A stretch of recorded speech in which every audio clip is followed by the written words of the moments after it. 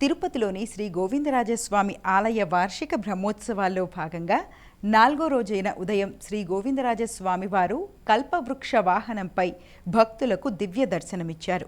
ఉదయం 7 గంటల నుంచి వైభవంగా జరిగిన వాహన సేవలో గజరాజులు ముందుండగా మంగళ వాయిద్యాలు, కోలాటాలు, గోవిందనామ స్మరణల నడుమ మాడవీధులు ఆధ్యాత్మిక కాంతులతో కళకళలాడాయి.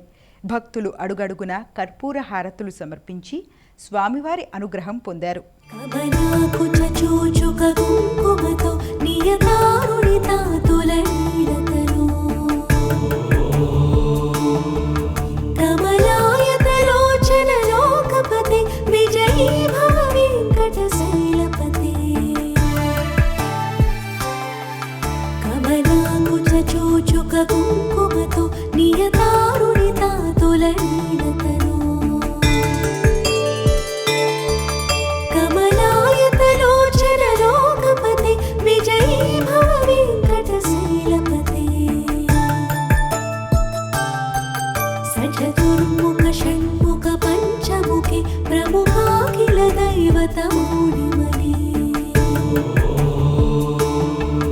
శరణాగత వత్సల సారనిధి పరిపాలయ మా వృషశైలపతే